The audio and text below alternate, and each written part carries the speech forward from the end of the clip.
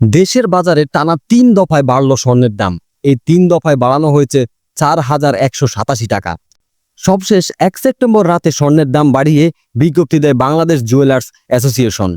এবার ভরিতে ১,৪৭০ টাকা বাড়িয়েছে সংগঠনটি।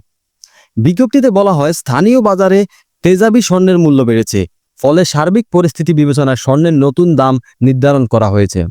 নতুন দাম অনুযায়ী দেশের বাজারে প্রতি ভরি ২২ ক্যারেটের স্বর্ণের দাম পড়বে ১,৭৫,৭৮৮ টাকা। এছাড়া ২১ ক্যারেটের প্রতি ভরি ১,৬৭,৭৯৮ টাকা, ১৮ ক্যারেটের প্রতি ভরি ১,৪৩,৮২৯ টাকা এবং সনাতন পদ্ধতির প্রতি ভরি স্বর্ণের দাম ১,১৯,০৪৩ টাকা নির্ধারণ করা হয়েছে।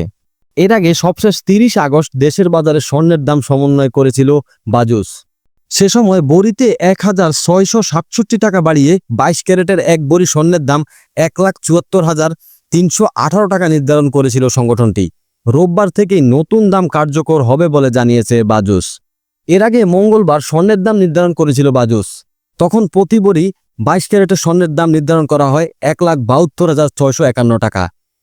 এছাড়া ২১ ক্যারেটের প্রতি ভরি ১,৬৪,৮০১ টাকা, ১৮ ক্যারেটের প্রতি ভরি ১,৪১,২৬৩ টাকা, ১৮ ক্যারেটের প্রতি ভরি ১,৪১,২৬৩ টাকা এবং সনাতন পদ্ধতির প্রতি ভরি স্বর্ণের দাম ১,১৬,৮৫০ টাকা নির্ধারণ করে বাজুস।